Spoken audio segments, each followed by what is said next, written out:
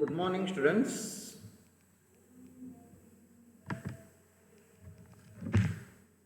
We are today starting next chapter number 4 in Financial Accounting 1 of first semester BBA of Mangalore University. This chapter, fourth chapter is Depreciation Accounting. As an introduction, let us see the meaning and definition of depreciation. According to Pickles, depreciation is the permanent and continuous diminution in the quality, quantity or value of an asset. Value of an asset.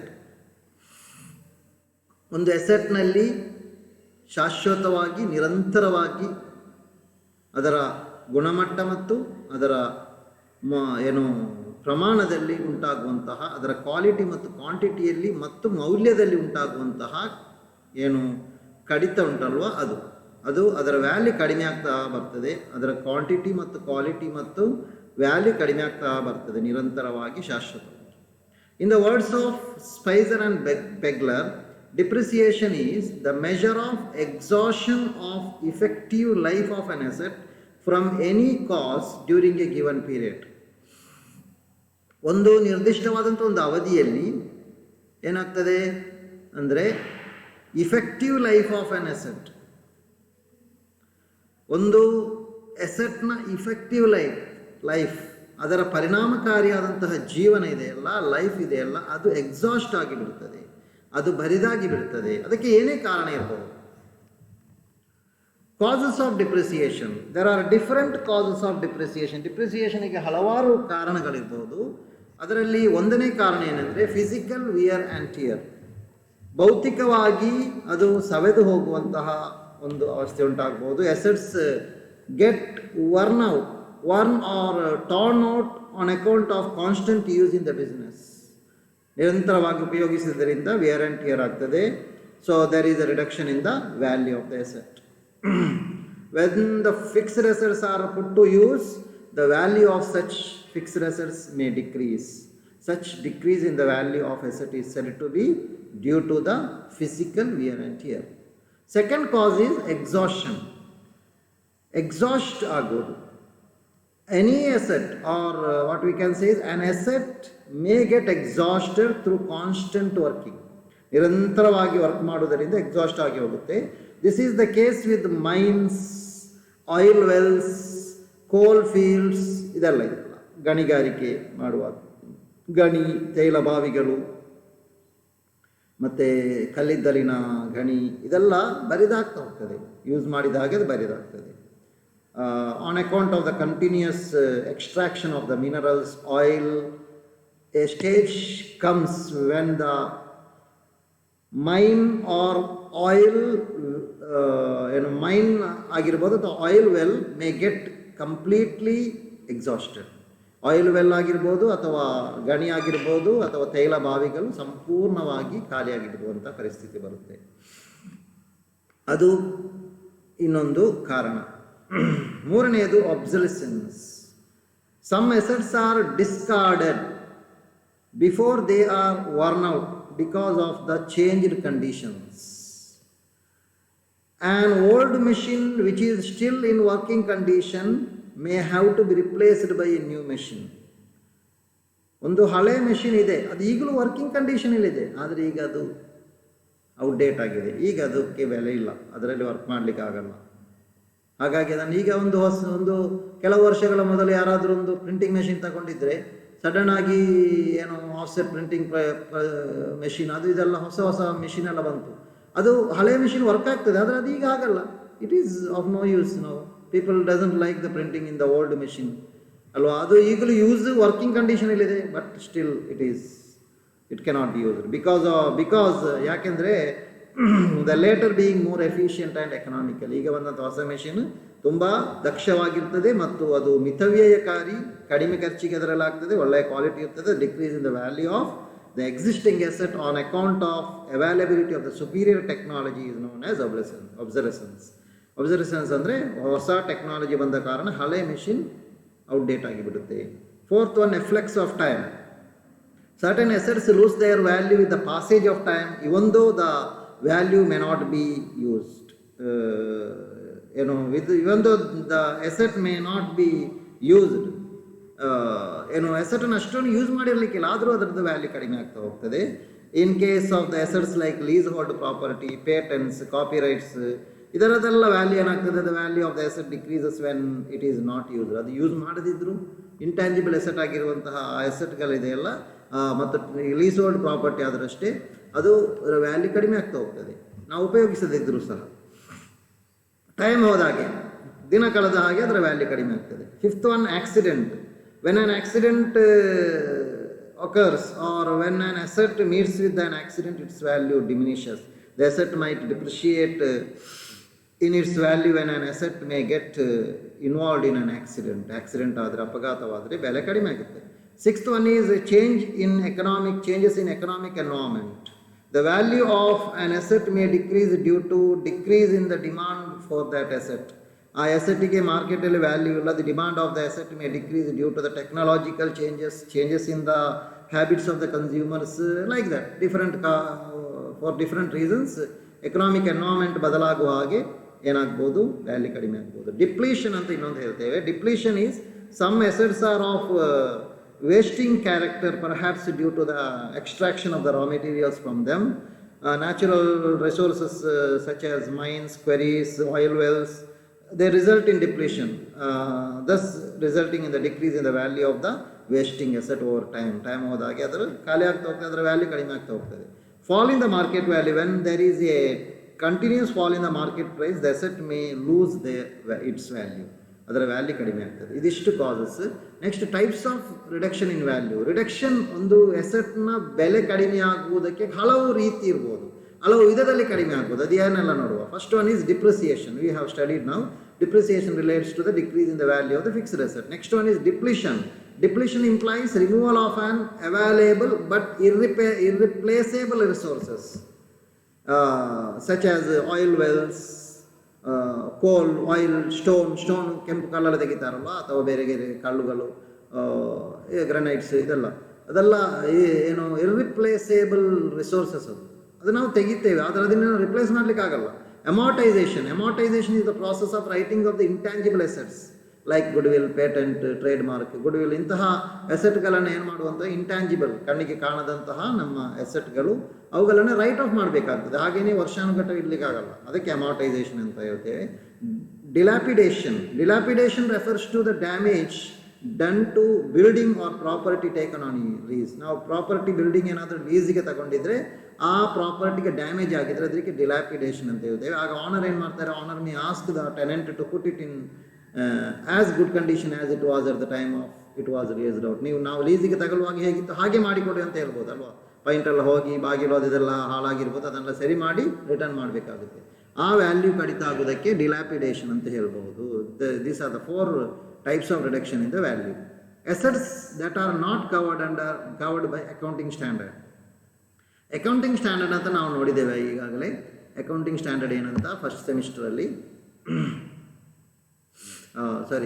Accounting standard ಅಂತ first ಚಾಪ್ಟ್ರಲ್ಲಿ ನಾವು ಈಗಾಗಲೇ ನೋಡಿದ್ದೇವೆ ಈ ಸೆಮಿಸ್ಟರಲ್ಲಿ. ಆ accounting ಸ್ಟ್ಯಾಂಡರ್ಡಲ್ಲಿ ಒಂದು ಅಕೌಂಟಿಂಗ್ ಸ್ಟ್ಯಾಂಡರ್ಡ್ ಡಿಪ್ರಿಸಿಯೇಷನ್ಗೆ ಸಂಬಂಧಪಟ್ಟದಿದೆ. The main objective of accounting standard is to prescribe the guidelines for charging depreciation for different assets. ಬೇರೆ ಬೇರೆ ಅಸೆಟ್ಗಳಿಗೆ ಡಿಪ್ರಿಸಿಯೇಷನ್ ಚಾರ್ಜ್ ಮಾಡೋದಕ್ಕೆ ಗೈಡ್ಲೈನ್ಸ್ ಕೊಡೋದೇ ಅದರ ಉದ್ದೇಶ ಈ ಅಕೌಂಟಿಂಗ್ ಸ್ಟ್ಯಾಂಡರ್ಡ್. ಇದು accounting standard deals with the depreciation accounting and applies to all depreciable assets. ಈ ಅಕೌಂಟಿಂಗ್ ಸ್ಟ್ಯಾಂಡರ್ಡ್ ಇದೆಯಲ್ಲ, ಇದು ಡಿಪ್ರಿಸಿಯೇಷನ್ ಅಕೌಂಟಿಂಗ್ಗೆ ಸಂಬಂಧಪಟ್ಟದ್ದು ಮತ್ತು ಅದು ಎಲ್ಲ ಏನು ಹೇಳ್ತಾರೆ, ಎಲ್ಲ ಡಿಪ್ರಿಷಿಯೇಬಲ್ ಅಸೆಟ್ಗಳಿಗೂ ಅದು ಅನ್ವಯ ಆಗ್ತದೆ. The following items are not covered under the depreciable assets.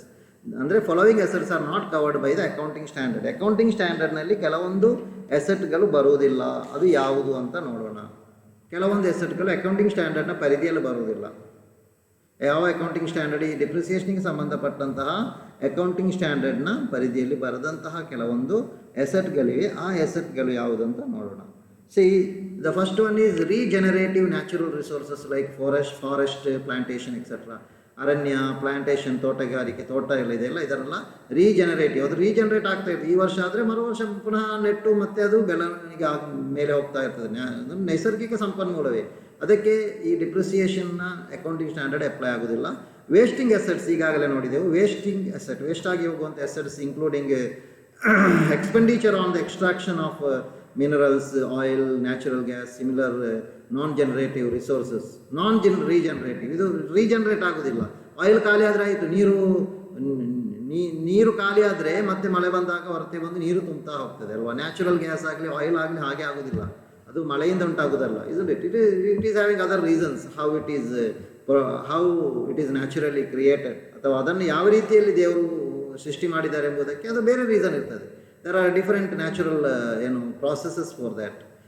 So ಅದಕ್ಕೆ ಅದು ಅಕೌಂಟಿಂಗ್ ಸ್ಟ್ಯಾಂಡರ್ಡ್ನ ಪರಿಧಿಯಲ್ಲಿ ಬರುವುದಿಲ್ಲ. ಆ ವೇಸ್ಟಿಂಗ್ ಅಸೆಟು ಬರುವುದಿಲ್ಲ, ಅದಕ್ಕೆ ಸಂಬಂಧಪಟ್ಟ ಎಕ್ಸ್ಪೆಂಡಿಚರ್ ಬರಲ್ಲ. Next one is expenditure on research and development. It is also not covered under by the accounting standard for depreciation. Next one good will and live stock. This is also not covered here. So next topic to be discussed is meaning of depreciable assets. Depreciable asset ಅಂದ್ರೆ ಏನು? Depreciable assets are assets which are expected to be used during more than one accounting period. ಒಂದಕ್ಕಿಂತ ಹೆಚ್ಚು accounting period ಅಲ್ಲಿ ಉಪಯೋಗಿಸಬಹುದಾದಂತಹ ಅಸೆಟ್ಗಳೇ ಡಿಪ್ರಿಷಿಯೇಬಲ್ asset. ಒಂದೇ ವರ್ಷದಲ್ಲಿ ಅದರದ ಅವಧಿ ಮುಗಿದು ಅದರದ್ದು ಯೂಸ್ ಆಗಿ ಅದನ್ನು ಮತ್ತೆ ಯೂಸ್ಲೆಸ್ ಆಗಿ ಬಿಡೋದಾದ್ರೆ ಅದು ಡಿಪ್ರಿಷಿಯೇಬಲ್ ಅಸೆಟ್ ಆಗೋದಿಲ್ಲ, ಅದು ಕರೆಂಟ್ ಅಸೆಟ್ ಆಗಿ ಮಾರ್ಪಡ್ತದೆ. ಅದು ಫಿಕ್ಸ್ಡ್ ಅಸೆಟ್ ಆಗೋದಿಲ್ಲ, ಡಿಪ್ರಿಷಿಯೇಬಲ್ ಅಸೆಟ್ ಆಗೋದಿಲ್ಲ. And second type is which have A limited useful life. ಅದಕ್ಕೆ ಒಂದು ಲಿಮಿಟೆಡ್ ಯೂಸ್ಫುಲ್ ಲೈಫ್ ಇದೆ. ಎಷ್ಟು ಅಂತ ಒಂದು ಪೀರಿಯಡ್ ಅವಧಿಯನ್ನು, ಯೂಸ್ಫುಲ್ ಅವಧಿಯನ್ನು ಅದಕ್ಕೆ ನಾವು ಫಿಕ್ಸ್ ಮಾಡಲಿಕ್ಕಾಗುತ್ತೆ. But it is more than 1 year. And which are held by an enterprise for use in the production or supply of goods and services.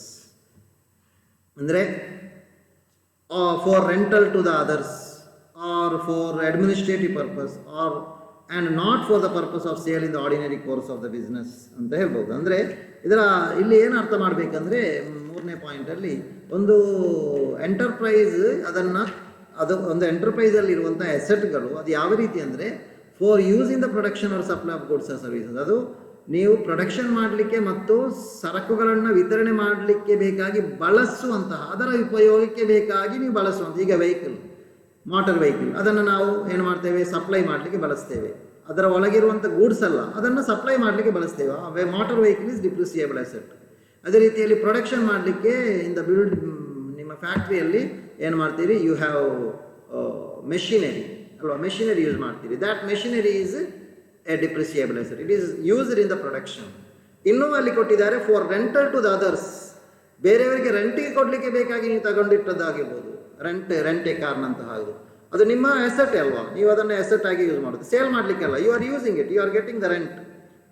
ಈಗ ಬಿಲ್ಡಿಂಗ್ ರೆಂಟಿಗೆ ಕೊಡಲಿಕ್ಕೆ ಬೇಕಾಗಿ ನಿಮ್ಮಲ್ಲಿ ಇರ್ಬೋದು. That is an depreciable asset. And for administrative purposes, office, administrative block, building ಎಲ್ಲ ಇರ್ತದಲ್ಲ ಅದು. And not for the purpose of sale in the ordinary course of business. ನಿಮ್ಮ ಬಿಸ್ನೆಸ್ಸಲ್ಲಿ ಮಾರಾಟ ಮಾಡಲಿಕ್ಕೆ ಇಟ್ಟಂತಹ ವಸ್ತುಗಳಾಗಿರಬಾರದು. ಓಕೆ, ಸೊ ಎಷ್ಟು ವಿಷಯಗಳನ್ನು ಇವತ್ತು ನಾವು ಡಿಪ್ರಿಸಿಯೇಷನ್ ಅಕೌಂಟಿಂಗಲ್ಲಿ ಕಲಿತೆವು. ಇನ್ನು ನೆಕ್ಸ್ಟ್ ನಾವು ಮೆಥಡ್ಸ್ ಆಫ್ ಡಿಪ್ರಿಸಿಯೇಷನನ್ನು ನೆಕ್ಸ್ಟ್ ಕ್ಲಾಸಲ್ಲಿ ಕಲಿಯುವ. ಅದರ ಮೊದಲು ಇನ್ನೊಂದು ಟಾಪಿಕ್ ನಾನು ಇಲ್ಲಿ ಡಿಸ್ಕಸ್ ಮಾಡಲಿಕ್ಕಿದೆ. ಇವತ್ತೇ ಮುಗಿಸಿಬಿಡುವ ಇದನ್ನು. ಏನಂದರೆ factors determining the economic life of the asset. Economic life ಅಂತ ಇಲ್ಲಿ ನೋಡಿದ್ದೇವಲ್ಲ, ಇಲ್ಲಿ ಯೂಸ್ಫುಲ್ ಲೈಫ್ ಅಂತ ನೋಡಿದ್ದೇವೆ ಇಲ್ಲಿ ಅಲ್ವಾ, ಸೆಕೆಂಡ್ ಪಾಯಿಂಟಲ್ಲಿ. ಅದು ಎಕನಾಮಿಕ್ ಲೈಫ್. ಎಕನಾಮಿಕ್ ಲೈಫ್ ಅಂದರೆ ಏನು? ಇದು useful life of N asset is it's service life. ಅದು ಸೇವೆ ಕೊಡಲಿಕ್ಕೆ ಎಷ್ಟು ವರ್ಷ ಆಗ್ತದೆ? ಒಂದು ವೆಹಿಕಲ್, ಒಂದು ಮೋಟಾರ್ ವೆಹಿಕಲ್ ತಗೊಂಡ್ರೆ ಓಕೆ 15 years ಅಥವಾ 20 years ಹೇಗಿರ್ತದೆ ಕಾನೂನು ಪ್ರಕಾರ 15 years, ಮತ್ತೊಂದು 5 ವರ್ಷ ಮುಂದುವರಿಸ್ಬೋದು ಅಂತೆಲ್ಲ ಇದೆ ಅಲ್ವಾ. ಸೊ ಬೇರೆ ಬೇರೆ ನಿಯಮಗಳ ಪ್ರಕಾರ ಎಷ್ಟಿರ್ತದೆ, ಒಂದೊಂದು ರಾಷ್ಟ್ರದಲ್ಲಿ ಒಂದೊಂದು ನಿಯಮ ಇರ್ಬೋದು. Useful life of on asset is it's service life. ಅದರ ಎಷ್ಟು, ಒಂದು ಪ್ಲಾಂಟ್ ತಗೊಂಡ್ರೆ, ಒಂದು ಮೆಷಿನರಿ ತಗೊಂಡ್ರೆ, ಒಂದು ಪ್ಲಾಂಟ್ ಇನ್ಸ್ಟಾಲ್ ಮಾಡಿದರೆ, ಪ್ಲಾಂಟ್ ಅಥವಾ ಒಂದು ಬಿಲ್ಡಿಂಗ್ ಕಟ್ಟಿದರೆ ಅದು ಎಷ್ಟು ವರ್ಷ ನಮಗೆ ಸೇವೆ ಕೊಡ್ಬೋದು, ನಾವು ಅದನ್ನು ಎಷ್ಟು ವರ್ಷ ನಮ್ಮ ಬಿಸ್ನೆಸ್ಸಲ್ಲಿ ಯೂಸ್ ಮಾಡ್ಬೋದು. The physical life of an asset may be considered longer than its economic life. Economic life ಅಥವಾ ಯೂಸ್ಫುಲ್ ಲೈಫ್ ಎಂಬುದಕ್ಕಿಂತಲೂ ಅದರ ಫಿಸಿಕಲ್ ಲೈಫ್ ಹೆಚ್ಚಿರ್ಬೋದು. ಈಗ ಒಂದು ಸ್ಕೂಟರ್ ತಗೊಂಡ್ರೆ 25 ವರ್ಷ ನಿಮ್ಮಲ್ಲಿ ಇರ್ಬೋದು, ನೀವು ಓಡಿಸ್ತಾ ಇರ್ಬೋದು, ಅದಕ್ಕೇನು ಇನ್ಶೂರೆನ್ಸ್ ಇರಲ್ಲ, ಸಿಗಲ್ಲ ಅಥವಾ ಯಾವುದೂ ಇರಲ್ಲ. ಆದರೆ ಫಿಸಿಕಲ್ ಇದೆ ಅಂತ ಅರ್ಥ, ಅದನ್ನು ನೀವು ಓಡಿಸಬಾರ್ದು ನಿಜವಾಗಿ ಅಲ್ವಾ. ಅದನ್ನು you cannot run it because insurance ಇಲ್ಲ ಅಂದರೆ ಓಡಿಸ್ಲಿಕ್ಕೆ ಆಗಲ್ಲ. But it is having physical existence ಅಲ್ವಾ. ಅದು ಫಿಸಿಕಲ್ ಲೈಫ್ ಬೇರೆ, ಎಕನಾಮಿಕ್ ಲೈಫ್ ಬೇರೆ. Next, useful life of a depreciable asset should be estimated after considering the following factors. Useful ಲೈಫನ್ನು ನೋಡುವಾಗ ಈ 3 ವಿಷಯವನ್ನು ನಾವು ತಗೊಳ್ಬೇಕಾಗ್ತದೆ. ಎಷ್ಟು ಒಂದು ಮೆಷಿನ್ನ, ಒಂದು ಎಸೆಟಿನ, ಡಿಪ್ರಿಷಿಯೇಬಲ್ ಎಸೆಟಿನ ಯೂಸ್ಫುಲ್ ಲೈಫನ್ನು ಕನ್ಸಿಡರ್ ಮಾಡಲಿಕ್ಕೆ ಇಷ್ಟು ಪಾಯಿಂಟ್, 3 ಪಾಯಿಂಟನ್ನು ನಾವು ಗಮನದಲ್ಲಿಡಬೇಕು. ಒಂದು expected physical wear and tear, ಅದು ಎಷ್ಟು ವರ್ಷ ಎಷ್ಟು ಸವಿದು ಹೋಗ್ತದೆ. ಒಬ್ಸಲಸೆನ್ಸ್, ಎಷ್ಟು ಯಾವುದೋ ಔಟ್ಡೇಟ್ ಆಗಿದೆಯಾ, ನ್ಯೂ ಟೆಕ್ನಾಲಜಿ ಬಂದಿದೆಯಾ. ಹಾಗೆ ಈಗ ಮೋಟಾರ್ ವೆಹಿಕಲಲ್ಲಿ BS4 ಈಗೆಲ್ಲ ಹೊಸ ಹೊಸ ನಿಯಮಗಳೆಲ್ಲ ಬರ್ತಾ ಇದೆಯಲ್ಲ, ಹೊಸ ಟೆಕ್ನಾಲಜಿಯ ಪ್ರಕಾರ ಅಲ್ಲ. ಈಗ ಕಂಪ್ಯೂಟರ್ ತಗೊಂಡ್ರೆ ಹೊಸ ಮಾಡೆಲ್ ಬರ್ತಾ ಇರ್ತದೆ, ವೆಹಿಕಲ್ ತಗೊಂಡ್ರೆ ಹೊಸ ಮಾಡೆಲ್ ಬರ್ತಾ ಇರ್ತದೆ. ಅದೇ ರೀತಿ ಮೆಷಿನರಿ ಆಗಿ ಹೊಸ ಮಾಡೆಲ್, ಹೊಸ ಟೈಪಲ್ಲಿ ಕ್ವಾಲಿಟೇಟಿವ್ ಪ್ರಾಡಕ್ಟ್ ಮಾಡಬೇಕಾದ್ರೆ ಹಳೆ ಮೆಷಿನನ್ನು ತೆಗೆದುಹಾಕಿ ಹೊಸದು ಹಾಕಬೇಕಾಗ್ತದೆ. ಆ ರೀತಿಯ ಕಂಡೀಷನ್ ಇದೆಯಾ ಅಂತ ನೋಡಬೇಕು. Next, legal or other limits on the use of the assets. ಒಂದು ಎಸೆಟನ್ನು ಯೂಸ್ ಮಾಡಬೇಕಾದ್ರೆ ಎಷ್ಟು ಅದರ ಲೀಗಲ್ ಲಿಮಿಟೇಷನ್ ಎಷ್ಟಿದೆ, ಎಷ್ಟು ವರ್ಷ ಯೂಸ್ ಮಾಡ್ಬೋದು ಅಂತ ಲೀಗಲ್ ನಿಯಮಗಳಿದೆ. ಅದು ಪೊಲ್ಯೂಷನ್ ಆಗುವುದಾದರೆ ಅದನ್ನು ಯೂಸ್ ಮಾಡಬಾರ್ದು, ಹಾಗೆಲ್ಲ ಇದೆ ಅಲ್ವಾ, ಅದನ್ನೆಲ್ಲ ನೋಡಬೇಕು. So these are the points we should consider. Thank you for listening to the class. We will see you back in the next class. Okay.